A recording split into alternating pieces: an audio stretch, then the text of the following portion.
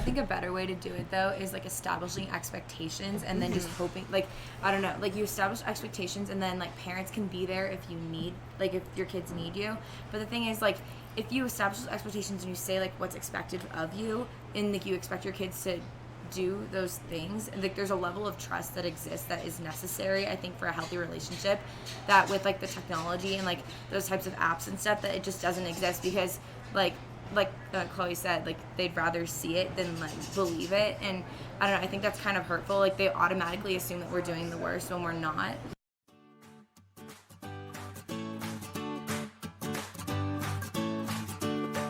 Hello and welcome to the Sunshine Parenting Podcast, where each week we talk about ideas for raising kids who become thriving adults. I'm your host, Audrey Monkey. I'm a summer camp director, writer, and speaker, and I've had the privilege of working with thousands of children, teenagers, young adult counselors, and parents over the past 3 decades. My husband Steve and I are raising 5 kids who currently range in age from 15 to 25. So my interest in raising kind, optimistic, self-reliant kids who become thriving adults is personal as well as professional. Well, Sunshine Parenting listeners, I can hardly believe it, but this is episode 100. Yes, that's right. I've been at the microphone now for 100 episodes, bringing you interviews and tips for raising thriving, independent young adults. And so I thought it was appropriate for this episode to bring you a conversation I had with an amazing group of young adults, ages 16 and 17, sharing their thoughts about what parents can do to help raise thriving, independent young adults.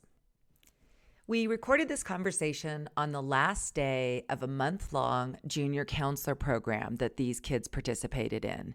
And so you may hear some background noise from the camp dining porch, including birds chirping, car horns honking, and a few other noises. I hope it's not too distracting as you listen to my conversation with this amazing, insightful group of young people. All right, welcome to the Sunshine Parenting Podcast. I am really excited for this episode to be surrounded by an amazing group of young adults. You guys are all 16 and 17? Mm-hmm. Yeah. Is that right? And the reason I invited this group to come on the podcast is because this week we were recording a book club about raising independent kids. And they happened to be walking by in our campfire, and they joined us, and it was the best part of our meeting because the kids themselves have the best insights about what parents need to do to just help you guys grow into the people that you want to become eventually. So our topic today is things parents can do to help raise kids who are more independent and responsible. And you are all independent, responsible young adults. So I want you guys to just share some of your wisdom about things that your parents did or let you do, what ages, what are the kinds of things that parents need to be letting kids do younger that they don't, and just insights from both your own experience and what you've noticed in your peers who maybe aren't as independent as you are. You know, so what are the things that parents are doing well in this area and not so well? So let's see, I think somebody talked about flights. When I was 13, I did this program in France, and I flew there by myself through Toronto. And I'd been flying with my parents for years, but that was just a really experience where you needed to figure everything out. You needed to do passport control, you needed to figure out the border, do things like that. And time management is one of my growth areas, and so that was an opportunity to really work on that. And I get lost and distracted sometimes, but so it was really helpful to like pick out those areas, and it was something where if there had been an issue, it would have been my folly, but it was an extreme growth area for me personally. That's so great. Somebody else talked about how your parent made you kind of be in charge. Who was that? That was Chelsea talking about Macy. Oh, okay, yeah. How you get your kids? That was you have an idea? Too. Okay. So I've never actually flown by myself before. A couple years ago I was supposed to, but the trip got canceled.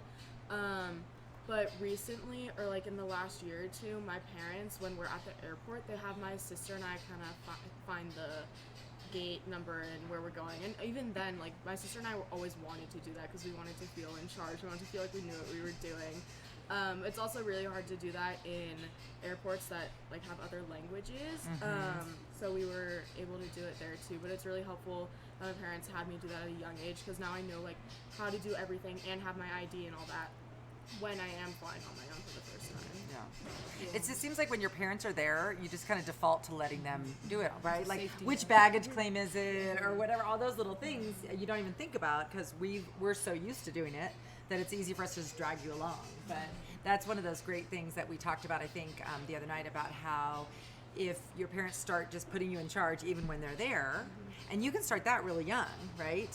You can be kind of like, okay, kind of be like in cabin groups where you're the leader of the day or whatever, or backpacking trips. Maybe even in a families, you could just have different kids be the person who's in charge of travel that day, and they're the one finding your gate. Which security thing do you go through? Where do you pick up your baggage? That's a good one. So what were some of the other things that you guys talked about? That was kind of, I hadn't thought about that one, but that is a huge milestone of independence, I think, is flying by yourself. What are some other things that you guys talked about that were really fun to get to do, like for the first time on your own without your parents?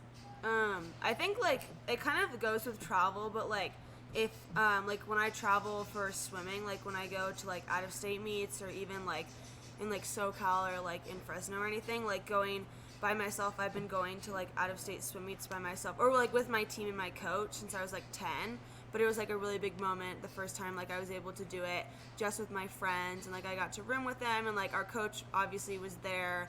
There were other parent chaperones like making sure that we were okay, and driving and doing like the flight stuff. But even then, like packing by myself, and you know, being able to like choose my own meals, and like knowing what would be like good for me to eat at a swim meet and stuff, it's like really helpful, because now like my parents obviously can't come with me to a lot of my meets that I go to, and so it's like really good practice when I started young, and now I feel really comfortable doing it.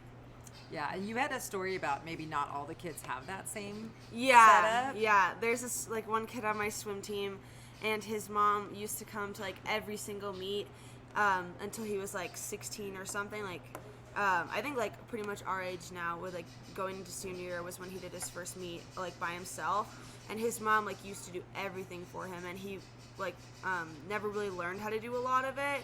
And so like the first meet that his mom didn't go to, it was like a really big deal for him, and it was a really big deal for like all of his friends too, because they had to help him a lot, because he wasn't able to like do a lot of the things that like we're like think of so easy now, like just like eating responsibly and not losing everything, and you know, keeping your hotel room clean because you're sharing it with other swimmers and stuff. Like he was really lacking in like kind of those skills, just because he had never had to do them until he was like 17.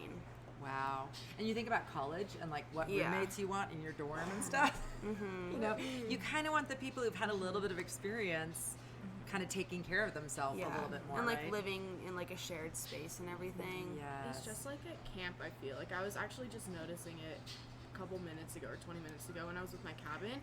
I mean, yeah, I do have bears, so of course they're not going to be packing on their own, but even then a lot of them couldn't find half the things they needed throughout the session because their parents would pack completely for them and just say, oh, your socks are in this bag or something, but they wouldn't really show them. So I think even like packing for camp at a young age, like you should be packing with your kid, and then eventually, like I've been packing on my own for the last like 3 or 4 years now at camp, and it's really helped because I do know where everything is, and I know what I need to pack, and I know what I need to bring to camp every year. What about other trips? Do you guys pack for yourself always on other trips? Oh yeah. Yeah. I think my mom stopped packing for me when I was like 8, Yeah. 9. Yeah. Like Yeah. like I Same. can't even remember the last time my mom like helped me pack. Like even for camp, like my first year I think she helped me pack, but after that like it was all me, and like she would show me like where like the laundry bag was, or like I don't know, like where she like kept my sleeping bag, or like big things like that. But like other than that, it was like all me, like just like doing that kind of stuff. Like also because like I wanted to take the initiative to do that, but yeah, I don't know. Well, I think it's all about like parenting, it's about giving your kids tools, and one of them's teaching them how to make their own choices. And so when I pack, it's a decision-making process of I'll bring this for this reason. I could bring that, but that's too bulky, and I don't want to carry that through an airport, and things like that. Like my sister, she's not great at packing small. She's more I That's might neither need am it. I. That's me. She's more I might need it, so I will bring it. And so I've carried her bag through a lot of train stations. Because it's so heavy. So it's about making sure that your kids know that they have that responsibility. Like, we've started making her carry her own bags. She's older than me. I just want to put that in context. We started making her carry her own bags, so it's just more like, if you pack this, you're gonna be the one carrying it, and knowing the follow through with your decision making. Yeah. I think even just beyond like packing for trips, when you think about just like your backpack for school, I think some parents, you know, like when your kid's really little, you know, like they're going to preschool or something, and you're helping them get their lunchbox and everything, and that's like appropriate to be helping your kid. But I think sometimes it just keeps going a little too long. You know what I mean? Like you could maybe switch over to just saying, okay, now you're in whatever grade, you get to start being in charge of remembering your own lunch and that kind of thing. What age did you guys start doing like your own backpack? Do you remember? Kind of. I used to lose my backpack at school. Like until I was like 9 or 10. Yeah. I'm assuming that it was probably when I started to forget my homework, and then eventually I started to learn that like you have to put all your papers back in your binder, and then put your binder in your backpack the night before, or else you're gonna rush and put it in your backpack in the morning and forget something else. But even still today, my mom is always like, well, why don't you use your locker at school? Your back is probably hurting. But like, I know what I need to do. It's so funny. Like, she thinks that I like need to, she still tries to sort of like manage that, but you definitely learn like through those experiences, like what you like and what you need, and it might be different from your parents, but Yeah, for sure. Well, I think that's one of those things, like if someone else packs your backpack for you every day, at what point do you figure out what you need and how to do it yourself? It goes along with laundry too. Like I hate saying this, but I only started doing my laundry like a couple months ago, and my mom had to write down like on a whiteboard above, like for light clothes you have to do this, for dark clothes I still have to look at it because I still don't know, and I'm going to college in a year. Like I need to know how to do this. I don't cook, I don't do anything in the kitchen, which is an issue. Like I was always raised with my parents doing things, so I do feel like giving your kids the responsibility will help, because as I have learned, I'm not very great at that stuff. But that, you know what's so good is like it doesn't really matter when you learn it, but being aware that, oh, I have these things I want to learn before I go to college. That's like the starting point. I think a lot of it is it's really kind of it's your responsibility to figure it out. And so if your parents just kind of empower you, like, hey, what are some things that you want to learn this year? You know, I mean, I remember like for me it was always like raw meats. I was like, ugh, what do you do with that, like chicken? And you know, I remember like learning how to cook something like chicken or like whatever was like a big deal. I knew how to make scrambled eggs. Like there were certain things. I But, mean, yeah. you know, but it's like I think those kind of things. It's kind of interesting how we're so focused on like academic stuff, and then we neglect some. That's a part of being an independent person, right? Is just being able to take care of like your belongings, your laundry, your eating, you know, all that stuff. And kids love to cook too. Oh, yeah. And so to like allow them, instead of saying like, oh no, like can I just get this done, allow them to like do little tasks like mixing the like brownie mix, stirring. stirring, or I don't know, probably I not just used to chopping, love, doing like, like, cracking little the stuff. eggs. Yeah, cracking the eggs. That's like to encourage that sort of spikes that interest at a young age, and then you eventually like you don't even realize that you already learned how to like what you do with scrambled eggs, or like how you make a quesadilla or something. Do you guys remember like how old you were when you started cooking? Like stuff. 4? Little, yeah. I was always really interested in food. Like I was hanging out in the kitchen because like even now like my life revolves around what I eat. I love it, but it's like so I always wanted to like be cooking because like if you were cooking you got to taste things, and that was very important to me. Yeah. And so, but now I'm at a point where I cook all my own meals, and like I can cook things. I help cook Thanksgiving. I cook for my darling older sister, and like things like that. But it's because my parents allowed me to be involved, because it was something I was interested in. I didn't necessarily think of it as a chore. I wanted to be there. Like, learning how to brown ground beef was so interesting to me for no reason at all. But like making But tacos. it's a skill I You have. Taco Yeah, Tuesday. exactly. You can be like, that was the first meal that I taught my boys, I think, because it's like so easy to brown ground beef and like put it in a taco, you know, put in the little seasoning, the Lowry seasoning packet. Oh, you made a meal, you know. What were some of your first things that you learned how to cook? I'm curious. Tacos. Pasta, Eggs. Mac and cheese. Pasta, eggs, quesadillas, mac and grilled cheese. cheese. Yeah. Oh yeah, my kids all mastered mac and cheese quite young. Oh, I like making sloppy joes. Yeah, That's like That's another good one. Go-to one. Or like Yeah. family recipes. Like I yeah, still I have to can look at the recipe, but Chicken Yeah. biscuits. like you just know like, oh, I need a lot of butter for this banana bread recipe. Yeah. Like so it's just fun to like feel like you're a part of those things instead of just like eating them. And I think you also like enjoy whatever you're making more Right. when you make it. Yeah. For holidays, like for Thanksgiving, I know in our family, it's been really fun. Like for many years now, everyone's assigned a dish. So it's not like one person just slaving away for hours and hours and hours. We just like split it up, and there's some really easy things like, you know, the cranberry sauce where you get the thing of cranberries and you just stir them in water and sugar. It's like, so some people who aren't that into cooking can still do, or slice the little thing. Yeah, okay, true. But I like that fresh cranberry sauce. Yeah. But that's another fun, like really simple independence thing, is just including your kids on holidays, and they like doing it. Like, you know, whatever your family recipes are. That's something. Like, specifically, like I found from Indiana, so I was like mashed potatoes for my Thanksgiving dish. We did 15 pounds of potatoes and 9 sticks of butter. Wow. And like, there's like 5 different types of, like, it's a very intense experience. Yeah. But it's your like part arm of our probably tradition. gets sore, like doing Yeah, that. I usually throw my shoulder out. Doing the mixing. It's intense, but like, it's part of the tradition, and it's something I feel like I'm a part of. And it's big on me that like my mama didn't have to skin the potatoes, like I could do it myself. Like, So good, without taking your finger off. yes, Yeah, that's good. Yeah, even just like peeling things. I don't know. I think that's all good. Okay, another thing you guys mentioned, somebody mentioned about riding your bike somewhere by yourself. Oh yeah. I used to go to like the local public school in my in the town where I lived in San Marino, California. Should I not say that? In San Marino, California. And so my school was probably like a 15-minute bike ride away, and my best friend had some older siblings, so when we were in like 2nd grade, we started riding bikes with them. And then eventually, like, we would go by ourselves, and then eventually, like, my little brother and his friends would start riding with us, and it was just so fun. Or when you're like 4 years old, like maybe when I was 7 and my brother was 5, like my parents would say, okay, like you can go around the block and like come back, but they wouldn't come with us. And I think that's just sort of like fun and freeing, and definitely makes you feel like you're like a big kid. That's so awesome. Okay, so before we were recording, we were talking a little bit about that whole issue of like safety and tracking and trust. And I know it's controversial. I know I kind of heard your opinion, but I mean, you can kind of understand like why parents, like, you know, there are these tools now that are, you know, kind of maybe to keep you safe or whatever. But what are your thoughts? Like, if you really want to raise a responsible, independent adult, what are the best ways to do it? One way that I wish my parents did it differently was like let me do things on my own, or let me try. Like, this whole podcast is about like raising your kids and how to make them independent.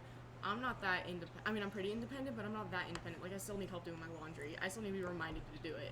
Like, I wish my parents gave me more responsibility and made me feel like they trusted me, because like with the fact that my parents do track me wherever I go, and I check all of my social media and look at my phone, and I have no privacy, like that makes me feel like I am not trusted, or like I don't have as much of like my own life, you know? So like if my parents gave me like a little more responsibility or a little more freedom, like I feel like it could be better. Well, and then you can kind of prove to them. The problem is you can't like prove to someone that you can do something until you're given the opportunity to try it. Hey, Sunshine Parenting listeners. Earlier in this episode, I mentioned a book club discussion that these kids joined. So I want to tell you a little bit more about that. This summer, I've had a Facebook group called the Happy Campers Book Club, and each week we've been covering one secret from my new book, Happy Campers: 9 Summer Camp Secrets for Raising Kids Who Become Thriving Adults. We're starting up again in September with one secret per month from September through May. If you're interested in learning more about my book or the book club, visit happycampersbook.com. That's another adult skill, like learning how to balance stuff. Like if you have your sport and your schoolwork and like whatever, all these things, like you've got to at some point figure out how to do that. I mean, there's a lot of adults who struggle with that. Do you know what I mean? Like figuring out when to have time to exercise or eat a proper lunch or whatever. And so those are those like time management skills. I mean, you kind of mentioned that, like that's one of the things you're working on. I still struggle with that. Like I think things are going to be faster than what they actually take me. So it's like still as an adult, I still struggle with that. But really, like at you guys' ages, before you go to college is like a free-for-all time-wise. You have very few hours actually in class, and you've got to figure out what to do with all your time and make sure that you get your homework done, that you know, get fed, you feed yourself, get enough sleep, get your social time, all that stuff. It's like it's hard, and it takes trial and error. Like you kind of have to go through like, oh, whoops, I spent too much time hanging out with my friends, and now I'm staying up too late writing this paper or whatever. But you really have to be given that opportunity to try to like figure stuff out. So yeah, it's a hard one, but I think part of it, and I do know that this is where parents come from. We're living in a time where parents are very fear-based. You know, like they're so worried that like something terrible is going to happen, and I think, you know, we as parents somehow believe that maybe if we know where you are, something terrible is not going to happen. But it's kind of weird because just because you know where someone is doesn't mean that something, you know what I mean? That doesn't really make the difference of whatever. So okay, so what is the happy medium then of like, obviously you don't want parents to just say do whatever you want, go wherever, you know what I mean? What's the happy medium? First, let's just say like your age, you're like at the end of high school. So juniors, seniors in high school, what's the appropriate amount of like monitoring / supervision, whatever, that you think is appropriate before you actually leave and go to college and are on your own? Yeah. I was gonna say like at my school, like my mom has like this portal thing where she can go and like check my grades, and she probably like checks them more than I do because I really just don't. But like a lot of times, like she'll check them like looking to see if like my teacher made like a mistake or something, like inputting a grade, or like if I got a test back, and like if I like took a test and I came home and I said I didn't think I did that well, she'll like check to see like if it's in or anything. But a lot of times, like if a teacher made a mistake or something, I'm like already aware of it because they like pass back the stuff. So I feel like sometimes it's nice that my mom is like there to like support me, because I feel like when she checks my grades, it's like she wants to make sure that like everything's okay and like that I'm doing well, and like if I do like do bad on a test, then she can like help me like through that. But then like a lot of the times, like I'm just like aware of it before she is, even though she like is still checking it a lot, just because it's like my life. So I feel like there's a happy medium there where like I'm still like taking care of it, and I'm still like very aware and involved in it, but I like know that she's there also and like can support me, and like if I do like if a teacher like messes up a grade or something, like I don't catch it, like I know like she might. So kind of just like a safety net, but it's like I know it's there, but I know it's not like right there, so I feel like I still have a lot of wiggle room to like be my own person and like take care of things like by myself first. But probably as a senior, yeah, that should be something that you're just doing on your own. Yeah. Right? Because in college, aren't you going to have to like make sure your teachers put in the right grades and stuff? You know what I mean? Like that, even that. Well, I have to say, and this is just maybe I might be just a bit of laziness, and because I have so many children, but I do not subscribe to the grade portal, just because, first of all, like I have my own job and things going on. You know what I mean? I kind of feel like that's you guys is like when you're in school, like high school or college or whatever, it's sort of that's your main thing and that's your job, and it's your job to figure it out. If something's not going well, I want my kids to come to me and ask for advice if they need me to help or like check something out or whatever. But I don't want my kids to be thinking that I'm going to take care of it for them. Do you know what I mean? Yeah. So I don't know. I'm not sure I'm really a fan of those, because I think it actually takes the responsibility away from the kids. Because if the parents are like incessantly checking and like, wait, where's this assignment? Then you just relax, right? Because you're like, oh, someone else is going to figure it out for me. I mean, we have that here even with staff. Anything that someone else is doing for them, then there's no motivation to just figure it out for yourself, right? Yeah. Like if you know that someone else is going to take care of it, why would you start doing it? I don't know. It's a weird thing. My issue with all the technology that's involved in parenting now is I feel like parents think it's about safety, and that the more they know, the better. But I feel like as a child, it feels more like it's a control thing. Like my parents use the tracking apps and everything, and I think it's more like I tell them where I am, but they prefer to see it, and because like they would believe me, but they have this app, so they can check. So I feel like that more degrades your relationship, because you feel like, yeah, I can tell them where they are, but they're gonna check anyways. Like they don't just choose to believe that you are where you say you are. I feel like there's just a very odd like detail that's been added to parenting. Like you can say whatever you want, but if you lie, like they know. Better way to do it though is like establishing expectations, and then just hoping, like I don't know, like you establish expectations, and then like parents can be there if you need, like if your kids need you.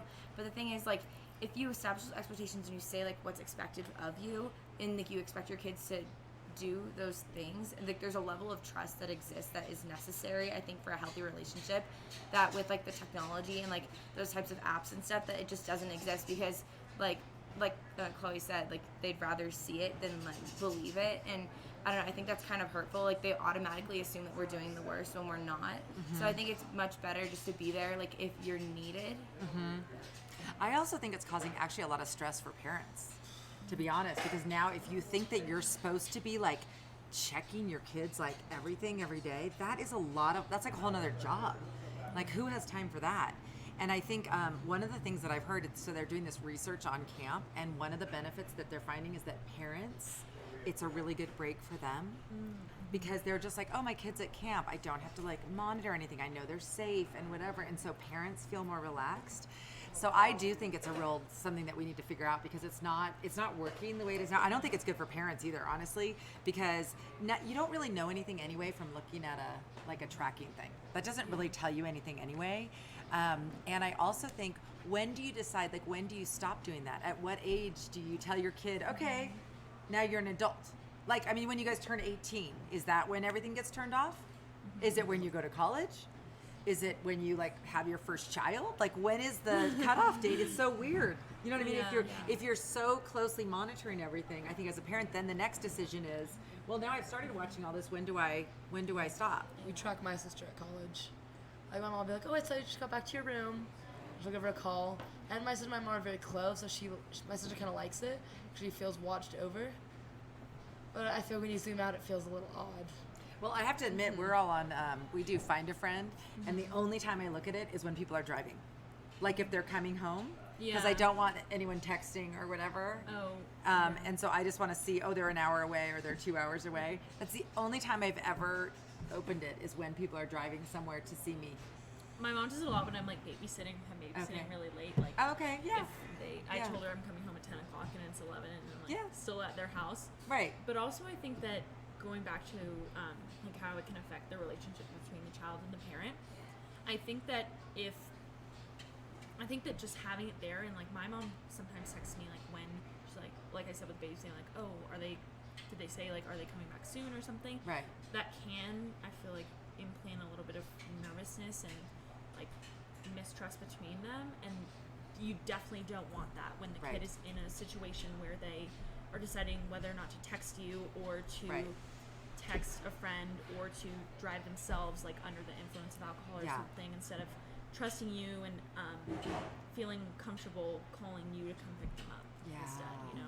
Yeah, you really want your kids to feel like if there's an emergency, they can reach out to you and they're not going to get in trouble. My mom read an article a while ago. This was like, I think when I started high school or something, and one of her best friends works in the police department, and we set up the system where like if my sister and I were to ever get into a situation that we didn't want to be in, like even like I've never had to use it. My sister's had to use it, even if like her friend asked if she could have a sleepover, but my sister really didn't want to. Right. Yeah. So like it's for like the small situations or like big situations where we can always text our mom, but like we text her an ex also. So like we already text her an ex, and then we text her what she knows to make an excuse, like if I were to be at a party or something, and I was feeling uncomfortable and I wanted to come home, I could text her an ex, and she would call me, and she would be like, Michelle, like so-and-so got put in the hospital, or like, oh, you need to clean up your room, like someone's coming over, like something like that, and like it wouldn't be my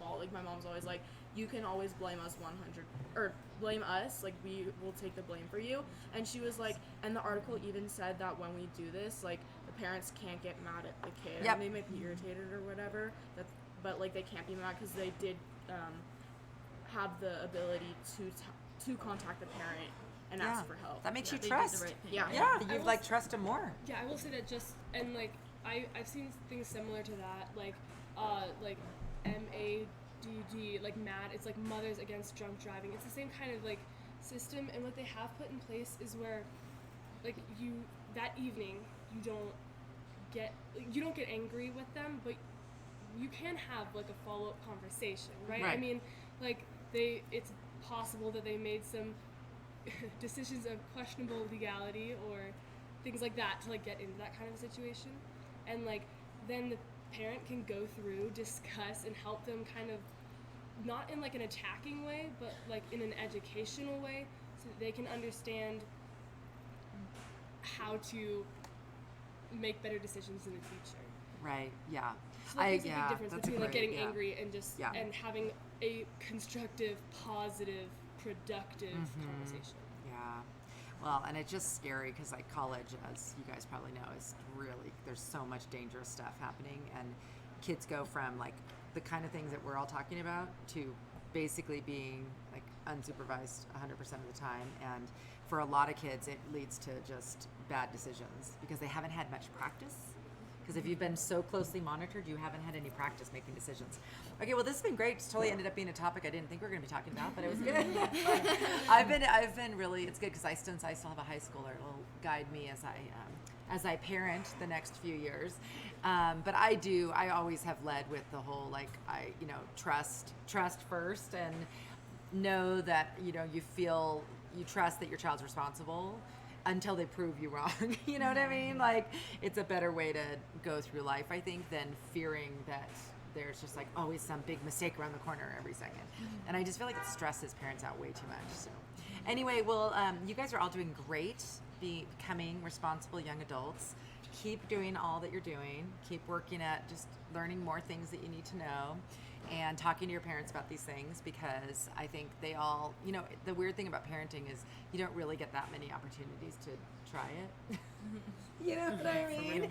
And kids change and need different things at different ages, and it's hard to know. Like, you sometimes get into habits and you kind of forget. So all parents want to do the right thing. It's just that sometimes we forget, like, oh, now my kid's this age, so the thing we used to do is no longer applicable. We got to change things. So anyway, so this has been great. Thanks for joining me.